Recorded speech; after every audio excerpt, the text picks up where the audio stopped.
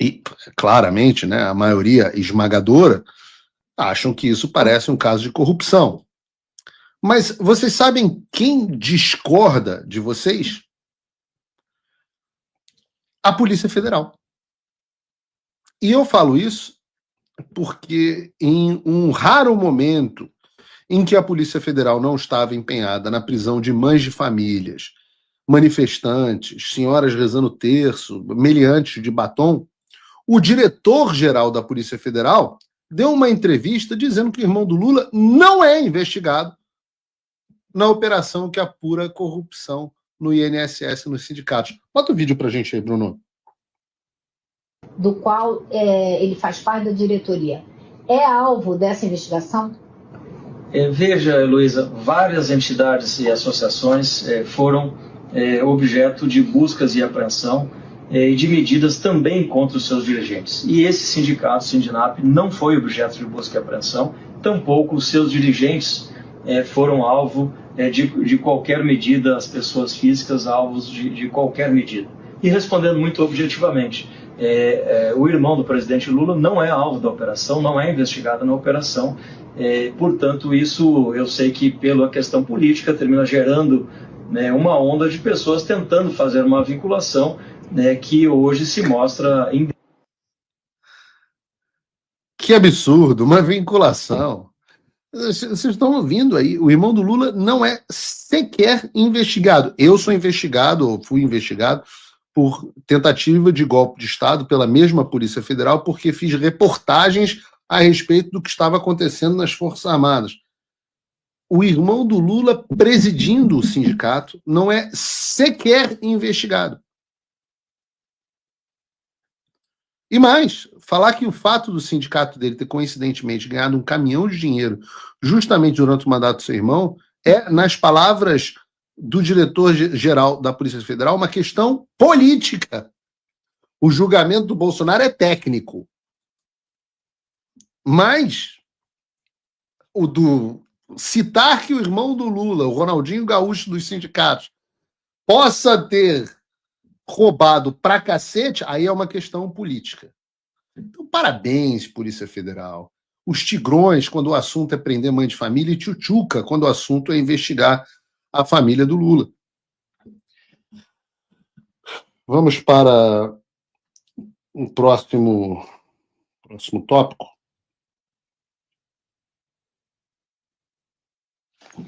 Espera aí. Pequena emergência familiar aqui. Tocar a pauta. O programa ao vivo tem dessas coisas. A pauta a gente continua falando da Polícia Federal, num certo sentido, já que a gente está falando do incrível trabalho deles, um orgulho para o Lula, né? Então, vamos ver o que o chefe da Polícia Federal e o tribunal do qual ele faz parte estão fazendo. A notícia aqui sobre a qual eu vou tratar talvez tenha sido uma das notícias mais tristes do Brasil nos últimos tempos. Mais do que isso, é uma notícia emblemática, tá? Que define uma época que, mesmo após vencida, jamais vai poder ser esquecida.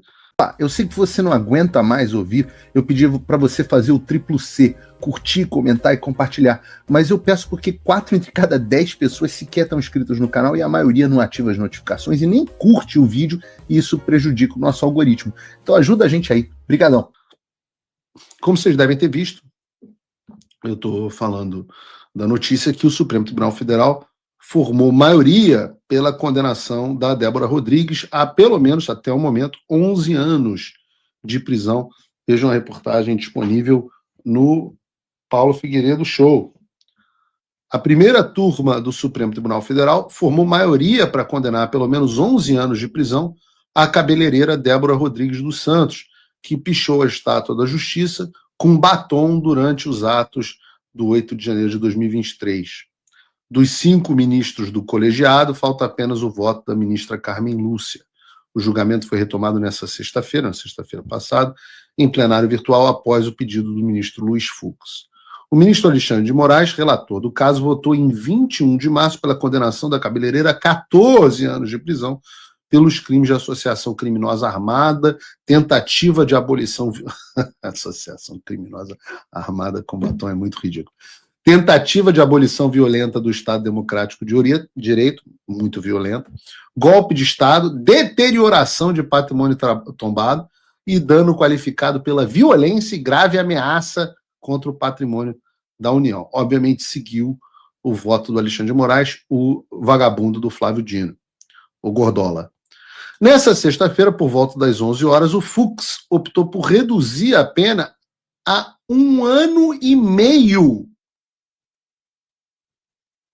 De 14 para 1 ano e meio, admitindo apenas o crime previsto no artigo 62, inciso 1º da Lei 9.605 de 98, que trata sobre destruir, inutilizar ou deteriorar bem especialmente protegido por lei. Logo em seguida, no entanto, o ministro Cristiano Zanin, ex-advogado do Lula, se manifestou favorável ao entendimento de Moraes, só que sugeriu uma pena menor de 11 anos. O voto do Fux trouxe esperança à defesa. Caso os ministros Cristiano Zanin e Carmen Lúcia concordassem com ele, Débora, que ficou 2 anos presa, conseguiria a liberdade, já que atualmente segue em prisão domiciliar com diversas medidas cautelares.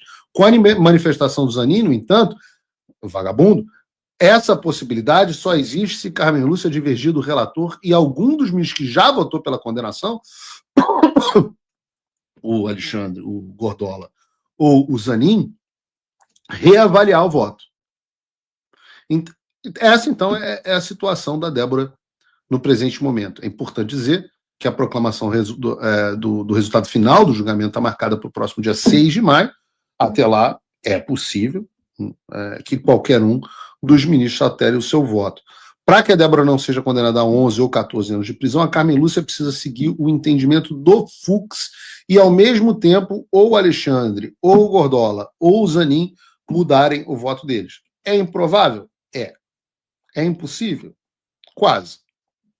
E eu sei que pode parecer irreal que qualquer um desses três mude o seu voto, mas a gente deve orar e pedir para que assim seja feito, né?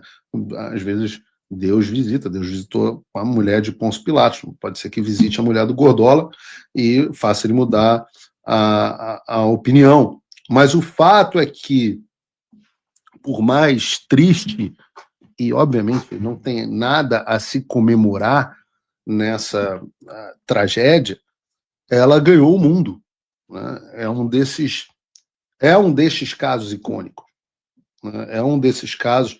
Eu tenho que dizer que a decisão dos ministros teve alguns impactos positivos para a nossa causa. Vejam, ontem, na verdade, uma matéria da Fox News, a maior rede de televisão dos Estados Unidos, que raramente trata sobre o Brasil, fez uma matéria sobre o caso, dizendo uma manifestante brasileira, segundo, não relatórios, né, segundo reportes são reportagens. Segundo reportagens, foi condenada a 14 anos de prisão por escrever uma mensagem com batom em uma estátua durante os protestos em 2023. Diz a Fox News, Débora Rodrigues, de 39 anos, foi recentemente condenada após ser considerada culpada de envolvimento com uma organização criminosa com a intenção de realizar o golpe de Estado, segundo a BBC. Ou seja, a Fox News está citando a BBC.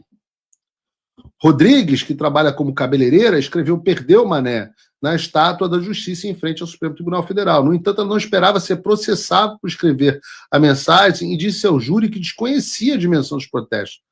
Ela fala, fui ao protesto e não imaginei que seriam tão turbulentos, disse Rodrigues, segundo a BBC. Nunca fiz nada de legal na minha vida, acrescentou. De acordo com a BBC, e isso é a Fox News, citando a BBC, que é a maior rede de televisão dos Estados Unidos, citando a maior rede de televisão do Reino Unido. O ministro Alexandre de Moraes argumentou que a cabeleireira, de forma consciente e voluntária, se alinhou aos manifestantes que buscavam derrubar o governo brasileiro. O ministro também acusou Rodrigues de ocultar provas, possivelmente apagando mensagens do seu celular, e afirmou que a mulher de 39 anos teria admitido a participação em atos antidemocráticos.